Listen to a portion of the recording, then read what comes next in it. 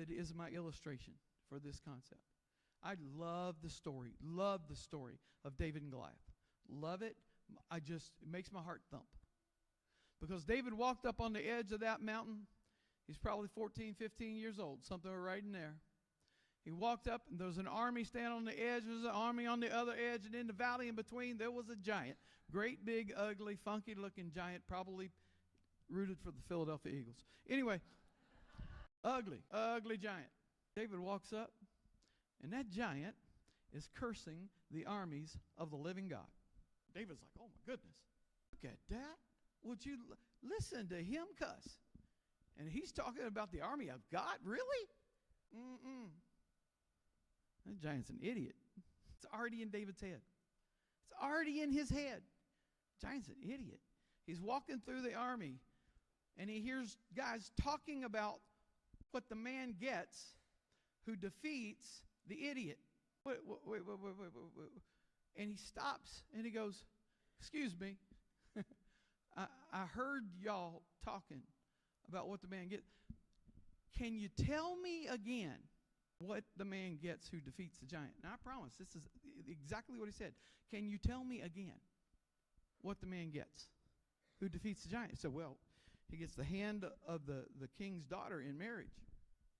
14, 15-year-old boy goes, really? I ain't even got to look for a girlfriend?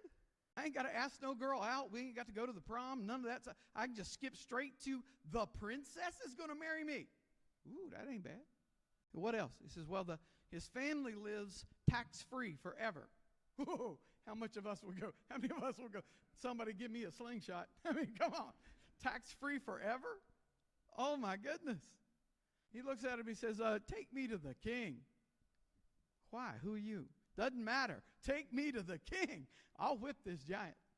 Can you imagine the laughter? Can you imagine the laughter as they're walking him to, they're like, Joe, what are you doing? I'm taking this 15-year-old punk kid. He thinks he's going to whip the giant. Come on.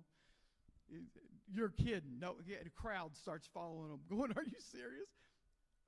Are you serious? Steve wouldn't do it, and he's 3 times this kid's size. Are you? What? He walks, finally gets to the king. They say, what are you doing? He says he can whip the giant. Yeah. The king goes, are you serious? Yeah. Come here.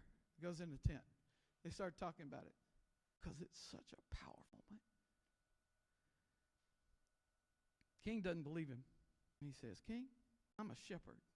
I watch my dad's sheep. That's what I do. Now, he had already been anointed as the next king.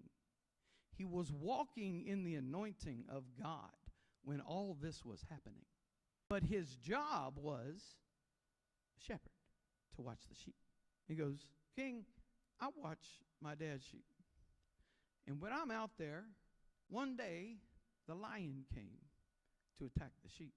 And God helped me overcome the lion. He goes, and another day, a bear came to attack the sheep.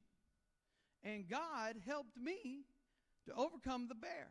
This uncircumcised Philistine will be the same.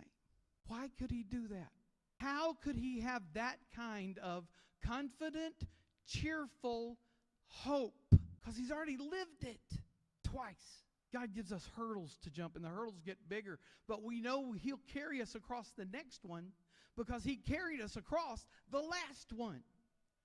When it says a lion came, it was a mountain lion. It was about that big. It was about that big. And it definitely could have killed him, but we're not talking about the big African lion. We're talking about a mountain lion.